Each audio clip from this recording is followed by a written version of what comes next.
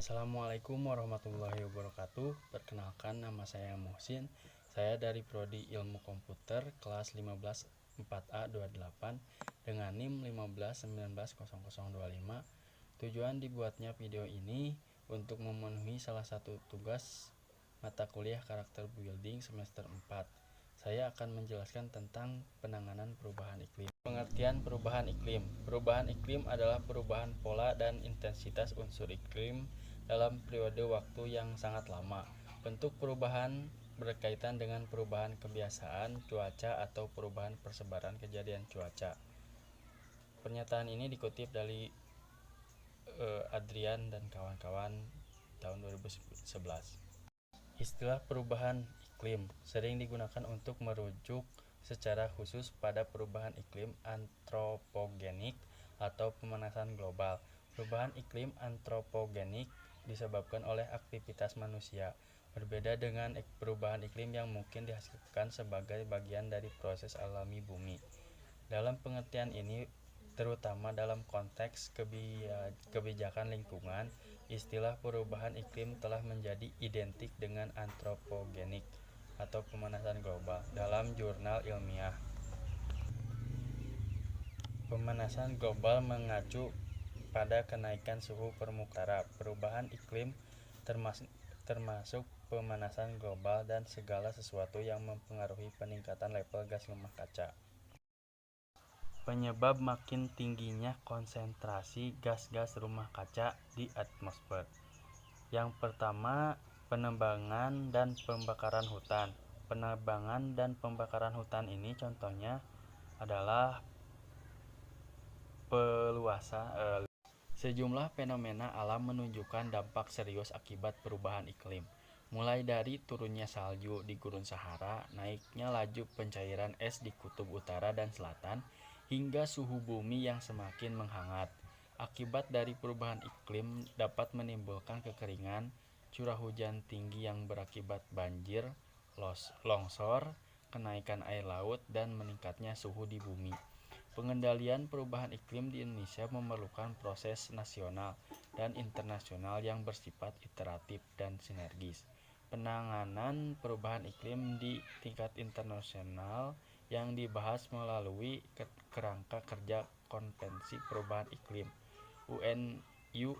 UNFCCC yang disingkat United Nations Framework Convention on Climate Change, yang dihasilkan melalui proses negosiasi para negara pihak yang sudah meratifikasi kesepakatan UNFCCC yang saat ini berjumlah 194 negara dan bersifat mengikat.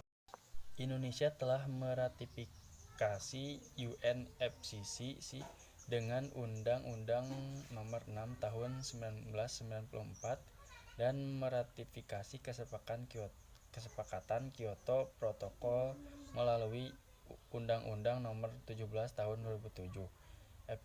Efektivitas pengendalian perubahan iklim juga sangat bergantung pada kebijakan dan measure di semua level yang meliputi internasional, regional, nasional, dan subnasional.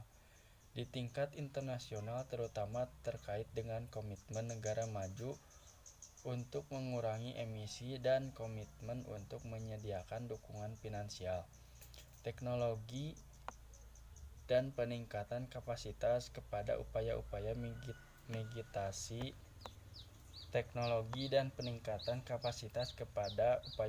mitigasi dan adaptasi yang dilakukan oleh negara berkembang dalam konteks pembangunan yang berkelanjutan. Upaya-upaya yang harus dilakukan. Yang pertama, memastikan semua negara memenuhi kontribusi nasional bagi penanganan perubahan iklim. Yang kedua, selalu senantiasa bersama-sama menumbuhkan kesadaran menangani dan melakukan aksi terkait perubahan iklim. Yang ketiga, masing-masing kepala negara harus menyerukan penguatan kemitraan global dengan memprioritaskan kerjasama dalam menghadapi perubahan iklim bagi negara-negara di kawasan Pasifik. Yang keempat, merangkul semua warga negara untuk untuk terus mereboisasi guna menjadikan dunia yang lebih baik. Yang kelima, mengajak seluruh warga dunia untuk tidak membuang sampah sembarangan. Kesimpulan, perubahan iklim masih menjadi isu yang belum terselesaikan hingga saat ini, dan para pemimpin negara masih menjalankan pertemuan-pertemuan untuk berdiskusi dalam merumuskan solusi-solusi yang tepat bagi penanggulangan isu perubahan iklim. Masyarakat harus senantiasa menjaga lingkungannya dengan membuang sampah pada tempatnya dan tidak menebang banyak pepohonan, serta tidak membuat rumah kaca, dan lebih mengadakan lagi reboisasi lingkungan serta tidak menggunakan rumah-rumah kaca dan upaya penanaman mangrove bagi masyarakat. Sekian dan terima kasih. Mohon maaf bila ada salah-salah kata dalam penyampaian materi tersebut. Kurang dan lebihnya saya mohon maaf. Wabillahi taufiq wal hidayah. Wassalamualaikum warahmatullahi wabarakatuh.